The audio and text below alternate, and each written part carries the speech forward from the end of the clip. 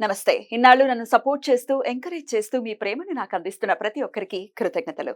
అలాగే ఈ వీడియో కూడా ఖచ్చితంగా మీకు ఉపయోగపడుతుంది. లైక్, షేర్ అండ్ సబ్స్క్రైబ్ చేసి మీ సపోర్ట్‌ని నాకు అందించండి. అలాగే ఈ వీడియో పట్ల మీకున్న అభిప్రాయాన్ని కామెంట్ సెక్షన్‌లో కామెంట్ చేసి తెలియజేయండి. ఇప్పుడు వీడియోని చూద్దాం.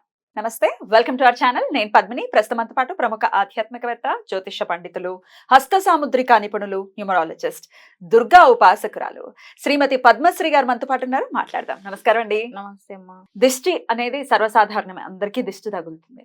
అయితే ఆడవాళ్ళకి కాస్త అందం ఎక్కువ ఉంటుంది కదా మరి. మరి ఆడవాళ్ళకి ఇంకా ఎక్కువ దిష్టి తగిలేటటువంటి పరిస్థితి ఉంటుంది సహజంగానే. అలంకారం చేసుకుంటాము, లేకపోతే మనకు ఉండేటటువంటి హెయిర్ వల్ల కూడా డెఫినెట్ గా అందం తీసుకొచ్చేది హెయిర్ కూడా, కాబట్టి డెఫినెట్ గా దిష్టి తగిలే పరిస్థితి ఉంటుంది. మగవాళ్ళకి తగులుతుంది, అని కొంత వాళ్ళు ఎక్కువ ఆడవాళ్ళకి కదా. మరి దిష్టి దోషాల నుంచి బయటపడాలి అని అంటే ఏమైనా మంచి ప్రక్రియలు ఉన్నాయా మీ దగ్గర? చెప్తారా? తప్పకుండా. అసలు అందం అంటేనే ఆడవాళ్ళు, ఆడవాళ్ళు అంటేనే అందం. అందులో నో డౌట్. No doubt. మగవాళ్ళు చూసి ఏమనుకుంటారు ఏమని అనుకోండి, ఇది మాత్రం నిజం. No doubt. అందులో అయితే చక్కగా అందంగా అలంకరించుకోవటం, ఈ సౌందర్య సాధనాలన్నీ కూడా ఇప్పుడు బ్యాంగిల్స్ అవనివ్వండి, జ్యువెలరీ అవనివ్వండి, శారీస్ లేదా డ్రెస్సులు వేసుకునే వాళ్ళు అయితే డ్రెస్సులు, నిజంగా ఇవన్నీ వీళ్ళు గనక అలంకరించుకోకపోతే ఈ ఫ్యాన్సీ షాపుల వాళ్ళు, బట్టల షాపుల వాళ్ళు ఏం అవ్వాలి అసలు? వీళ్ళంతా బ్రతికేదే ఆడవాళ్ళ మీరు, కాబట్టి డెఫినెట్ గా అందంగా రెడీ అవ్వాలి, అలంకరించుకోవాలి.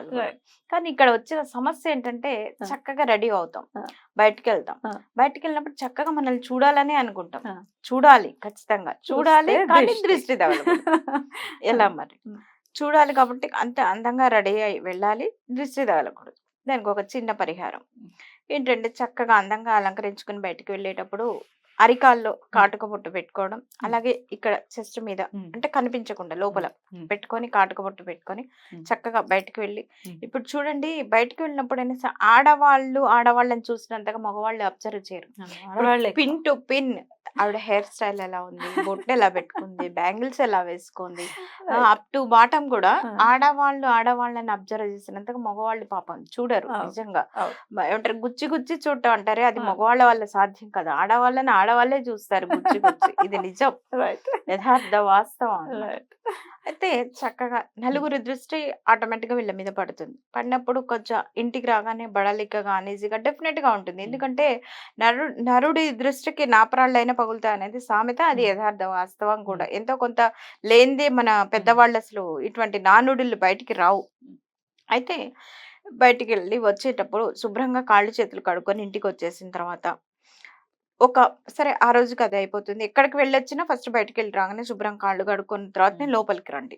అక్కడికి ఆ నెగిటివ్ అనేది వెళ్ళిపోతుంది. తర్వాత ఏం చేస్తారంటే, మంగళవారం అష్టమి, అలాగే ఆదివారం, గురువారం ఇలాంటి రోజులు ఉన్నప్పుడు శుభ్రంగా తలారా స్నానం చేసుకొని సాంబ్రాణి ధూపం, చూడండి వెనకట మన అమ్మమ్మలు వాళ్ళంతా కూడా తల స్నానం చేయించడం, వెనకట ఇంకెలా ఉండేది, కుంకుడుగాయలతో తల స్నానాలు.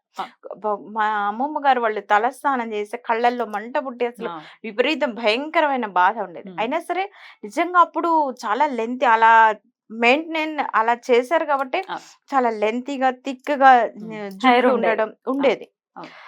కానీ ఇప్పుడు చూడండి, ఎవరో ఒక పెద్ద ఆయన చెప్పినట్టు ఎక్కడ చూసినా జడలు ఎక్కడ కనిపిస్తున్నాయి, కొత్తిమీర కట్లైనా ఒక పెద్ద ఆయన చెప్పినట్టుగా అవి కూడా మళ్ళీ గ్రే హెయిర్ చాలా విపరీతం. సరే, మనం వారిని విమర్శించొద్దు.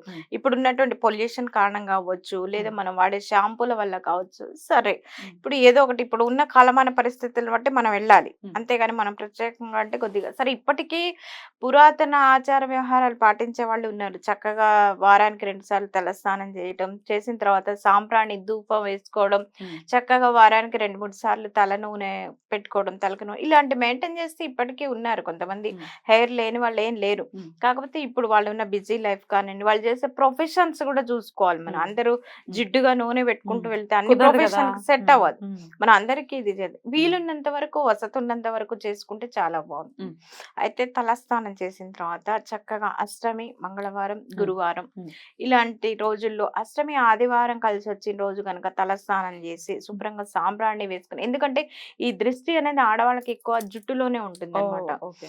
జుట్టులోనే ఉంటుంది కాబట్టి అందుకే మన పెద్దవాళ్ళు ఏం చెప్తారంటే జుట్టు విరబోసుకొని వెళ్ళొద్దు, జుట్టు విరబోసుకొని పడుకోవద్దు. ఎందుకంటే అలా పడుకోవటం వల్ల ఏమవుతుంది, మనం లేవగానే ఫస్ట్ మన చేతులు ఎక్కడికి వెళ్తే జుట్టు మీదకి వెళ్తాయి, అది మూడేసుకోవాలి.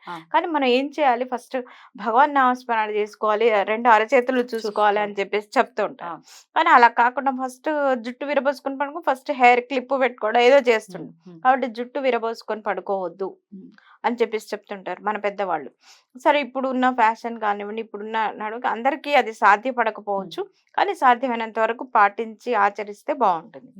అలాగే ఇలాగే సాంబ్రాణి ధూపం అనేది వేసుకొని చక్కగా అష్టమి రోజు గనక అమ్మవారికి, దుర్గా అమ్మవారికి ఆరాధన చేసుకున్నట్టయితే చాలా బాగుంటుంది.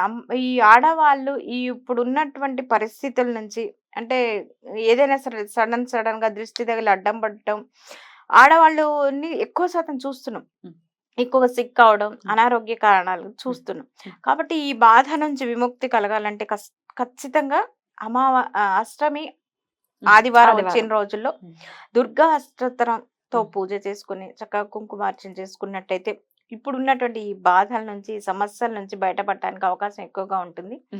శుక్లపక్ష అష్టమి అంటే ఏదైనా సరే అష్టమి తిథికి ఆ పవర్ అనేది ఉంటుంది. అమ్మవారికి ఇష్టమైనటువంటి రోజుగా చెప్తాం. మామూలుగా నవరాత్రుల్లో కూడా దుర్గాష్టమికి ఒక ప్రత్యేకమైనటువంటి రోజుగా చెప్పుకుంటాం, తిథిగా చెప్పుకుంటాం. కాబట్టి ఇలాగా అష్టమి రోజు దుర్గా అమ్మవారికి పూజ చేసుకున్నట్టయితే ఈ ఆడవారు ఎక్కువగా సిక్ అవ్వకుండా, ఇటువంటి దృష్టి దోషాలకి గురవ్వకుండా ఉంటారనమాట. ఎందుకంటే ఇంట్లో ఆడవాళ్ళు శక్తి స్వరూపంలే. ఆడవారు ఆరోగ్యంగా ఉంటేనే ఇల్లంతా కూడా సస్యశ్యామలంగా ఉంటుంది, సుభిక్షంగా ఉంటుంది, బాగుంటుంది కూడా. ఎందుకంటే లేచి ఆవిడ మిగతా అన్ని వంట కార్యక్రమాలు, పిల్లలు, భర్త, అత్తగారు చూసుకుంటేనే కదా.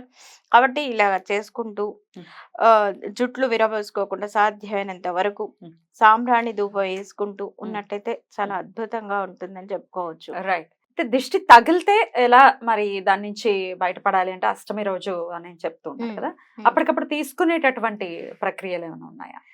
దృష్టి తీసుకోవటం అంటే గళ్ళుప్పుతోని క్లాక్ అది అందరికి తెలిసిందే. ఇంకొకటి ఏంటంటే ఎండుమిరపకాయలు బాగా దృష్టి లెఫ్ట్ అంటే clockwise, anticlockwise తిప్పాలంటే బాగా విపరీతంగా సిక్ అయిపోయి పడిపోయే స్టేజ్ వస్తుంది. ఒక్కొక్కసారి చాలా మంది ఫంక్షన్స్ కి వెళ్ళి రాగానే ఇండైజెషన్ వల్ల కావచ్చు, నిజంగా దృష్టి తగలటం వల్ల కావచ్చు, వాళ్ళు ఏంటంటే సడన్ గా వామిటింగ్స్ కావడం, పడిపోతుంటారు అనమాట. అలాంటి విపరీతంగా ఉన్న వాళ్ళు ఏంటంటే ఎండు మిరపకాయలతో చక్కగా clock wise, anti clock wise దృష్టి తీసుకుని ఎక్కడైనా సరే మండేటువంటి మంటలో వేసినట్టయితే ఆ దృష్టి అనేది కూడా మొత్తం కాలి బూడిదైపోతుంది. అలా అంటే ఇంట్లో వేసుకోవద్దు. మళ్ళీ అది ఎండు మిరపకాయలు అది ఇంట్లో వేస్తే ఏమవుతుంది, అదే అవుతుంది, గడ్డు వాసన వస్తుంది, ఇల్లంతా చుట్టుపక్కల వాళ్ళకి కూడా డిస్టర్బెన్స్, దగ్గు వచ్చేస్తుంది. కాబట్టి ఏంటంటే ఎక్కడైనా దూరంగా మంట వేసేసి దానిలో ఈ ఎండుమిర్చి వేసినట్టయితే చాలా అద్భుతంగా ఉంటుంది. ఇక మరి బాగా విపరీతంగా దృష్టి తగిలినప్పుడు ఎండు మిరపకాయల పరిహారం అనేది అది అసలు చాలా బాగా అద్భుతంగా పనిచేస్తుంది. బయటపడాలని మనస్ఫూర్తిగా కోరుకుంటూ థ్యాంక్ యూ. నమస్తే.